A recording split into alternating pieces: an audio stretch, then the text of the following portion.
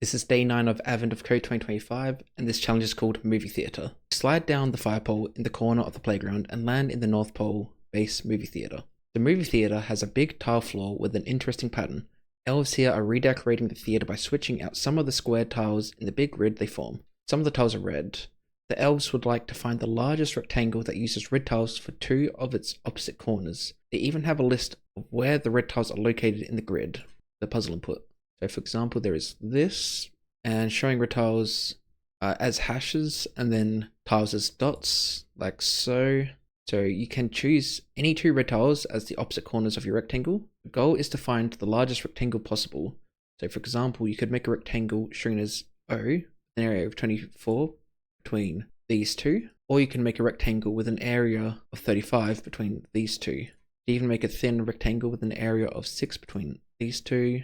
And ultimately, the largest rectangle you can make, this example, has an area of 50 between these 2. Using 2 red tiles as opposite corners, what is the largest area of any rectangle you can make? Okay, that sounds interesting, but one thing, so I think it's saying they can overlap. So this one and then this one is the largest distance.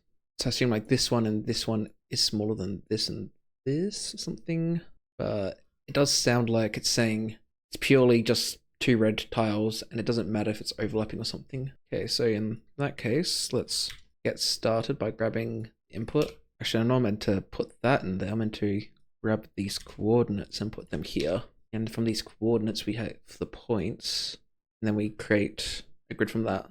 So let's bar points equals new list, and we will define it as int x int y, like that. Then we can do I have put the greater than there. For each var line in input, we then grab the parts from the line. So parts equals line dot split on the comma, then points dot add, and this will be x y. Actually, forgot to actually create an xy. So int x is equal to parts 0 int dot pass, and then same thing for y. Okay, so we've got all of our points now, and so what we'll do, create long max area, initialize at 0, and we will just iterate through them all. So int I equals 0, I is less than points dot count I plus plus. Then we iterate through the next one, so int j is equal to I plus 1, and j less than points dot count j plus plus. So from here we grab the first point, which I guess we can do up here. Bar p1 is equal to points I. Then the second point here, we're using index j. And then with these 2 points, we now need to calculate the area of the rectangle. So that is basically length times width. So we can do var distance of x, which is equal to p1 minus p2, p1 dot x minus p1 dot x, p2 dot x. But then of course, if p2 is a greater number, we make it negative. So what we need to do is math.absolute. So if it's a negative number, makes it positive. And then we basically do the same thing. So distance of y, and then p1y, p2y. I should actually make this a long, because that's what we will be dealing with. So we do that. Then we do long area is equal to, should just be dx times dy. And then with that, we can do max area is equal to math.max max area and area. So with that done, that should be all. So let's run that and see if it worked. And we are expecting the output to be 50. So looking at this, well actually looking at the numbers, I might have done the math wrong, because like 11 minus 2 is 9, 5 minus 1 is 4, but to get to 50 is 10 times 5. So I might need to do a plus 1 here. So let's do that. Now let's try again. There we go, got 50. So we will go grab our actual puzzle input, save that to here, and run again. And we've got this long number, which we will copy, paste into here, submit, and that was the correct answer. So we're now going to part 2. The elves just remembered they can only switch out tiles that are red or green. So your rectangle can only include red or green tiles. So in your list, every red tile is connected to the red tile before and after it by a straight line of green tiles. The list wraps so the first red tile is also connected to the last red tile. Tiles that are adjacent in your list will always be on either the same row or the same column. So using the same examples before, tiles marked X would be green. Okay, interesting. So in addition, all of the tiles inside this loop of red and green tiles are also green. So in this example, these are the green tiles. The remaining tiles are never red nor green. The rectangle you choose still must have red tiles in opposite corners, but any other tiles included must now be red or green. So this significantly limits your option. So for example, you can make a rectangle out of red and green tiles with an area of 15 between 7, 3 and 11, 1. Or you could make a thin rectangle with an area of 3 between 9, 7 and 9, 5. And the largest rectangle you can make in this example using only red and green tiles is an area of 24. One way to do this is between 9, 5 and 2, 3. So using 2 red tiles as opposite corners, what is the largest area of any rectangle you can make using only red and green tiles? Okay, I might need to reread this. So red and green. Every red tile is connected to the red tile before and after it by a straight line of green tiles. So this list wraps so the first red tile is also connected to the last red tile. Okay, so if we look at this, so 7, 1 to 11, 1, then 11 to 7. Okay, I'm assuming this is 7, then 8, 9, 10, 11. So that's on the second one. Then down to 11, 1 here. Okay, I'm understanding that connection a bit better now. And we've got not 7, 3 at the end, which then goes up. Okay, so all of the tiles inside this loop of red and green tiles are also green. So in this example, these are the green tiles. Okay, so still must match diagonal corners. So this to this works, but this one to this one doesn't work because this one is not green. So I had to think quite a while about how we do this. So there are multiple steps to do this.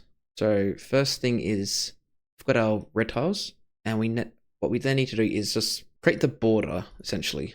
So we're connecting all the red tiles together, and then we have a border. So what we then need to do is figure out what the outside is.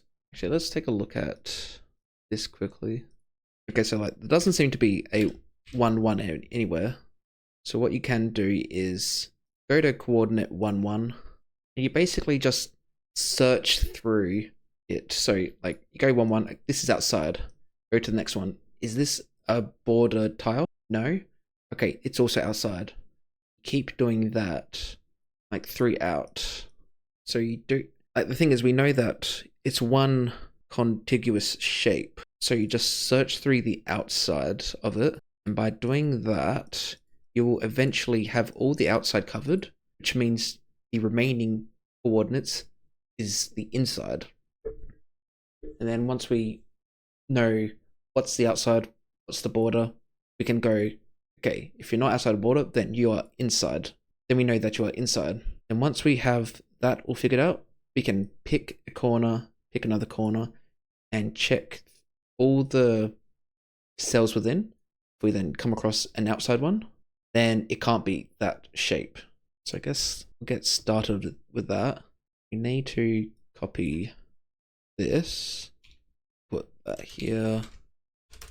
Okay, so we've got a lot to go still. Okay, so let's create our wall. Actually, first, easiest if we know the bounds of what we are working with. So what we should do is get the maximum x, minimum x, maximum y, minimum y. So no matter what, there will be never a time where we're like over the maximum y. So we can kind of just ignore that as well. As in like, we can create a grid like this. Like we don't need to actually go to 1, 1. We just need to look at this because there's the maximum y here. So we go to stay along here. And this is the maximum x. So we stay within those bounds. So let's create that now we'll do int, say min x, and we'll set this as points, and we'll get the minimum. So point dot x. So grabbing the minimum x, I should spell it as min, and then we grab the max x, doing the exact same thing, max, and then it'll be same thing but for y, then y.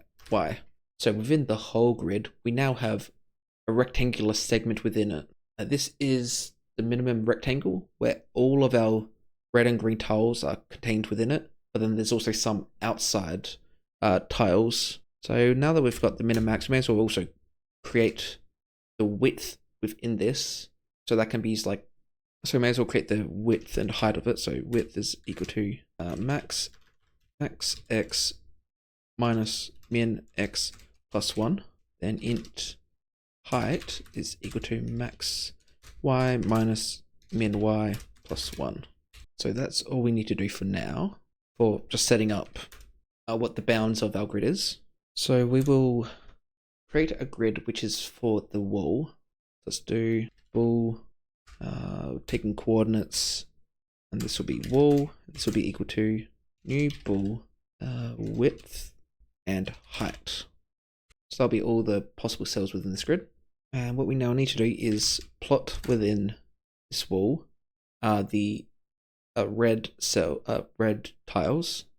So do for each bar position in positions points in p in points. Oh, actually I just realized, so because we're using this the way we've set this up, it's no longer going to be like 0 0 within the array matches grid 0 0. So we actually need to do some offset. So for the grid in terms of the coordinates within the array, so that would be current. So that would be x minus minimum x.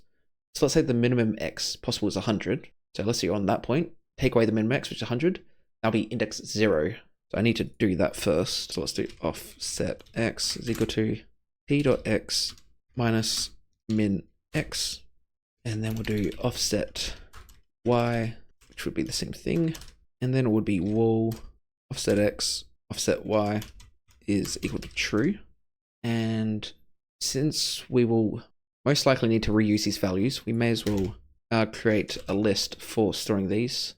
So we'll call this offset cells, and this will be new list, and we'll do int, and we'll just say offset x and int offset y.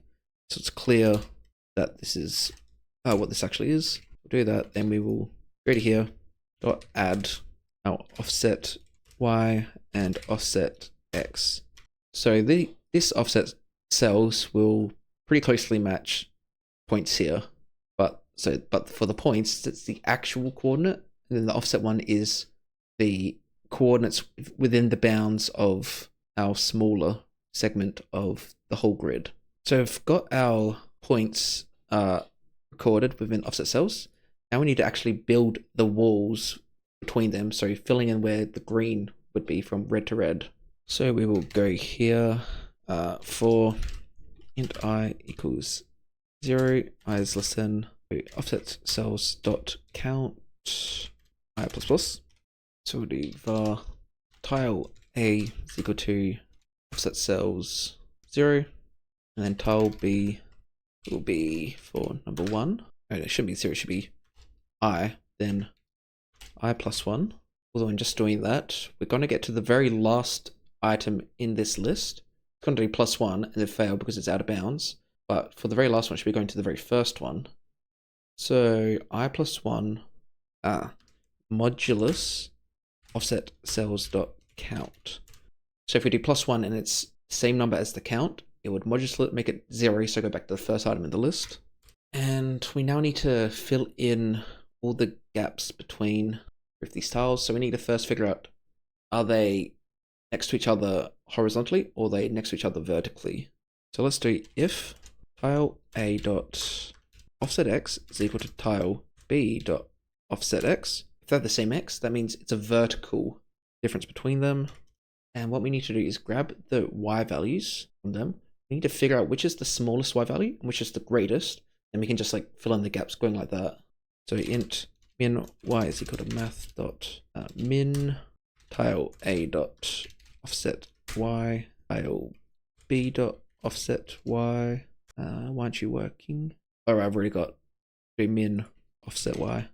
Then same thing, but for max and for this. Okay, so with that, we can now for int y is equal to min offset y is less than equal to max offset y plus plus, and then we do wall grab tile a dot offset y x, and it'll be y is equal to true. So if they're equal on the x, grab the minimum y and the maximum y. We then iterate from minimum to maximum, and we set it true on the wall using the x and y. Okay, that sounds correct. So now we go to the next section, which is for if y's are the same. So now we need to do x for this. X, int x, min offset, x, max x, and then x here.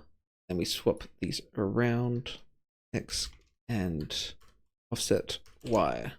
Okay, so we've got our wall. Now let's figure out what outside cells are. Do bool, same thing again, call it outside is equal to new bool, and what width and height, like that. And what we essentially need to do is pick a point, and if it's outside, we then check its 4 directions. If it's an outside, mark that as an outside. Then we need to check that one 4 directions and keep doing that, so you then end up searching throughout the whole thing. Well, actually, I just had a thought with that. Currently we've got it exactly within the bounds of the shape. We should actually add a little buffer around it. Because if we have it directed like this, if we start at like this point, it will be able to select these ones outside, but then there's no way for us to properly be able to go to like this section. So we add a buffer around it, so then we know it's all connected together. So I can do that. Got a width, got a height. Now let's add a buffer of 2 to the width and the height. So now the entire outside is connected, but we're not searching the whole area. So we've got our grid for the outside, and we will create a queue. So we add the first coordinate to the queue. It will search for others which are outside, then those will get added to the queue, and it'll search from those locations. So once again, adding int x, int y, like so. We add to the queue. We'll start on 0, 0, and because we added padding, we 100% know that is outside of the main shape. So we use that as our starting point. Add parentheses around there, and we can then straight away go 0, 0 is equal to true. So I spelled outside wrong, and I don't need parentheses around that. Okay, so we've got outside, and to help us, we need directions. So we're going to be, so the 4 possible directions, up, down, left, right, but we'll create an int array which consists of right, left, and that can be like down, up. Same thing again, now D, Y, so right, left, down, up. And now we start going through our queue. So while queue.count is greater than 0, we retrieve our queue items. So queue.dq, what do you return? Yep, the index is y, so var cell. And from here we go through all directions, so int d equals 0, d is less than 4, d plus plus.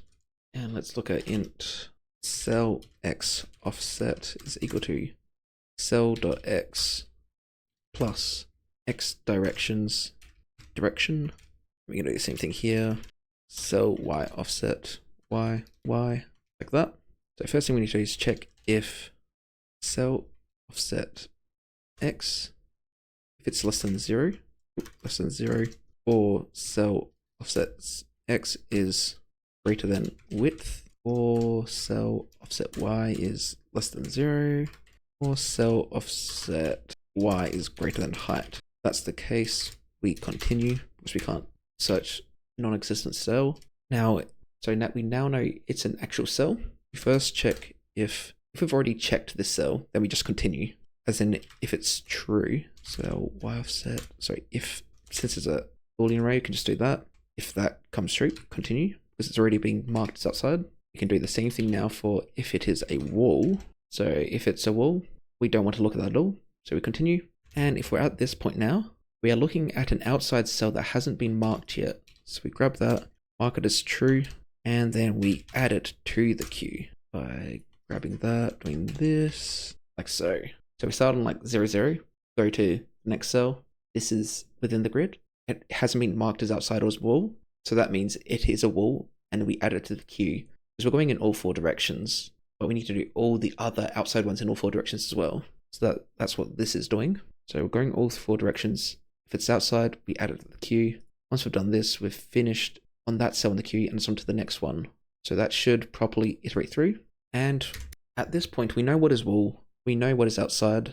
So what we'll do is just create bool and do allowed a new bool with width height. And we're essentially just going to iterate through the entire grid.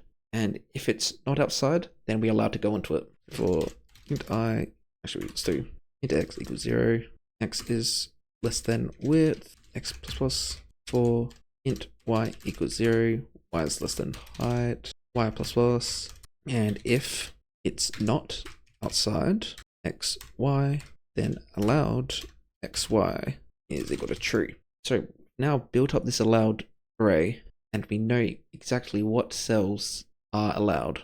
So at this point, we can now pretty much carry on with doing this stuff, although there'll of course be additional things we need to do. So we'll just grab it and bring it down to here.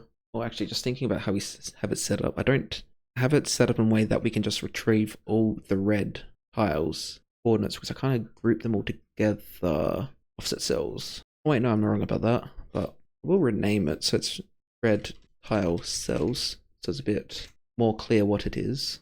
Okay, so now we're back to here, red tile cells, and basically same thing as before, like this.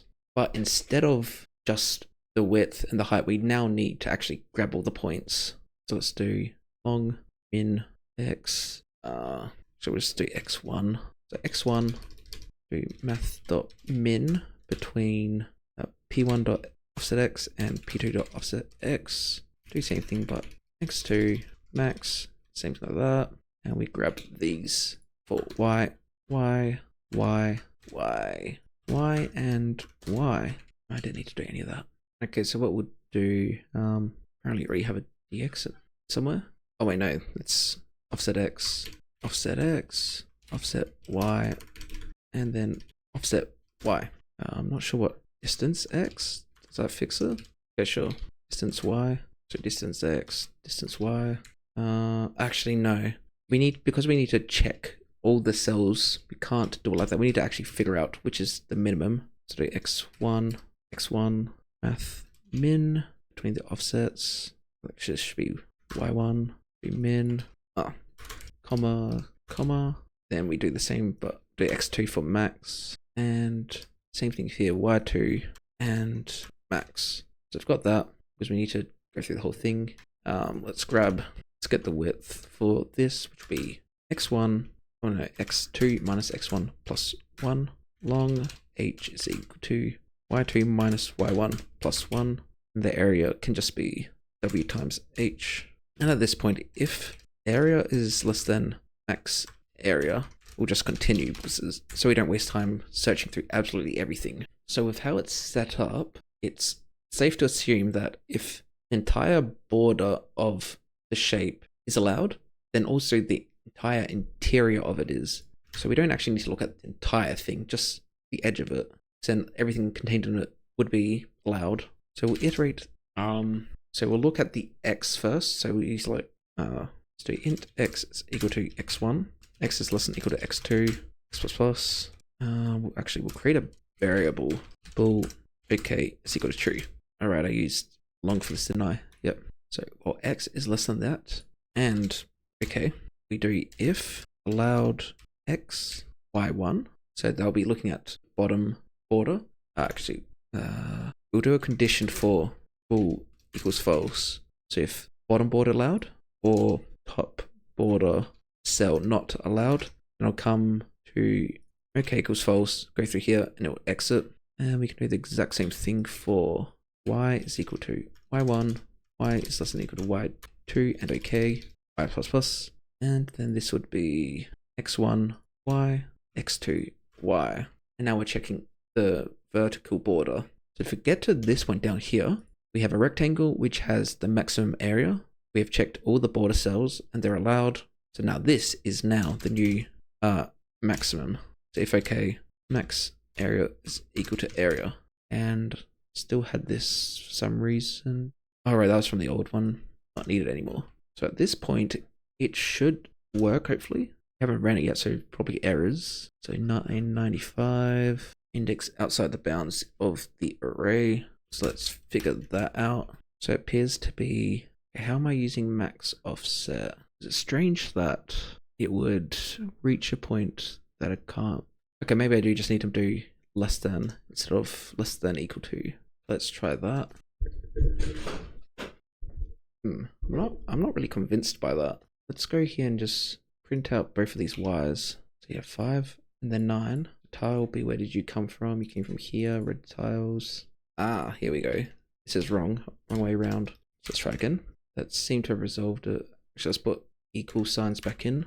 Okay, that's working now. Line 86, got an error. Let's remove these prints, go up to here and look at what index number's been used. So look at I, then this one. Okay, so 8 is the problem. Let's take a look at what the actual size of this is. Okay, size of it's 8 and I was trying to do that. Maybe I need to use brackets. Yes, I needed to use brackets here. Okay, we got the number 50. So that would mean we're doing something wrong over here. I guess one thing I noticed is this condition is wrong. It should be if it's greater or equal to, because indexes are based on a 0 based. So these might have been letting things which are wrong. Maybe let's run and see if it does anything.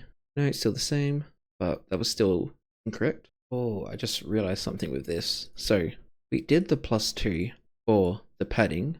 So you're meant to do a padding so it's like all around it. But with how we did the padding here and how we're using it, instead of it being like a one padding all around, we're just doing a padding like here and here, because we're not actually, so we did a 2 offset here. There's no offset here. So it's instead of it being 1 offset all around, it's just 2 here and 2 here. So if we do a +1, +1, it will now correctly be within the padding. So the 2 is meant to be for 1 here, 1 here. Then the 2 here is for 1 here, 1 here. So now that should actually work. And that, I think it was 24, which was the actual result. There it is. So if we now switch to our real input, hopefully we can get the correct answer. I ran out of memory. Interesting. Okay, I didn't expect that to happen, but I guess so we've got 3 Boolean arrays. Let me grab them and just assign them all together. So maybe instead of these 3 arrays, we combine them into 1. Oh, actually, that doesn't. I don't know if that fixes it. We could do outside and allowed like this, and maybe won't run out of memory. Nice. Well, to be honest, at this point, I'm not really sure how to do this. So I ChatGPT'd what to do, and it's talking about compressing the grid. So instead of it being a grid which creates every single cell, it's apparently you only use the points that you need. So at this point, I'm just going to go through and make the changes that it recommended changing. So instead of having all these points like this, we go through and create compressed coordinates for x and y. So it's doing this points dot and not points from our points list, and we select only the x coordinate from P. We then just grab the distinct values, and then we order by the value. Oops, and turn that to list. Actually, it's used VV for that, and do the same thing for y. Or order by, not just order. And then instead of using an array like we were doing, instead use a dictionary to store all the values. So new dictionary takes int like so. Then we do the same thing for y, and then it's saying iterate through the list of amount of x's, and then in what x index we grab the actual x coordinate from there and assign it to I. So this is creating, so do it like that. And it's same thing for the y's. So y index, y's, I. So we do that, and we need to get our width back. And by using the number of items in the x's list, we know the width, add the 2 padding, do the same thing for height with the y's. So this here stays the same. Instead of doing for each, it's saying do for int I equals 0, I is less than points.count I plus plus. Grab the point with that variable, and it is saying offset is x index p.x plus 1, offset y p y plus 1, and I accidentally removed the wall, so we add that back. Wall, and this is new ball of width height. So set that wall to true, add to red tile. Then this, okay, so for this one it's saying to use points. Instead of the red count, use points. So say A, B, points, and this stays the same, but points to count. And then it's retrieving from int ax, it's using x index with a.x, then plus 1 for the border, for the perimeter or padding, then ay, y index, a.y, like that. Now this will be bx, by, like so. And over here we do if ax is equal to bx, then it's vertical. So let's do y1, y2, ay, by, and same thing here, ay, by.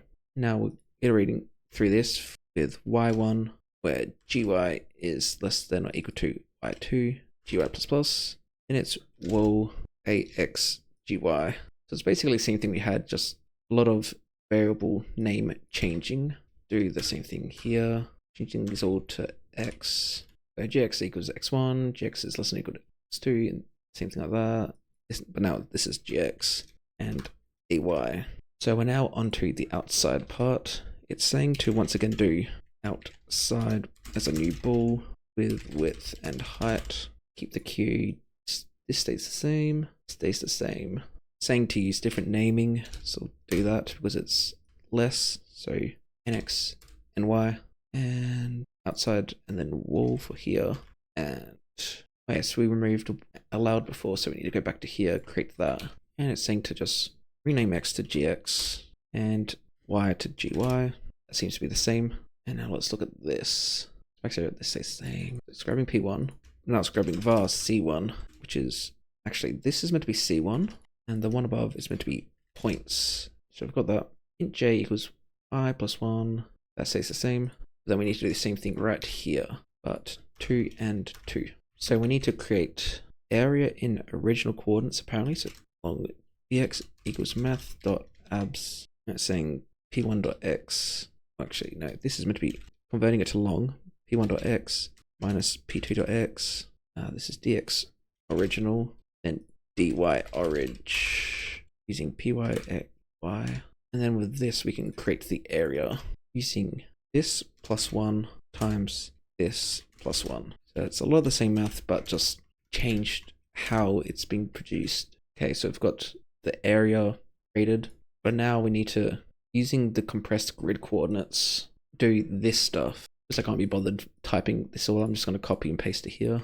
So I've got x1, g, and so on, but we need to change that to variable names we have. So we've got all the x and y coordinates, which are meant to be used for this, but we need to use them for this. So gx is equal to, actually we can just rename that gx, just because that's what it's using, and rather use those names. Gy. Okay, let me switch back to this and run it and see if it works as expected. Nope, we've got an error at line 87. Oh, my mistake, this should be y index. So let's try again. Line 102, probably did the same thing. Yes, I did. Y index. Let's try again. 1. Oh, notice another issue here. I used I instead of J. So let's try again with that. Okay, now we're getting 24. Let's try with the real input. I'm not really sure this is going to work because I didn't see any real change. Oh, maybe it did work. Yeah, I don't fully understand the changes for compressing the grid because it felt like it was the exact same. It's creating a grid array with all the stuff, but maybe it did work. So let's submit that. And that was correct. My plan was to originally go through all the code in here again to properly explain how it worked, but can't really do that as I don't understand the changes that ChatGPT told me to do to compress the grid. But anyway, if you like this video, make sure to like and subscribe.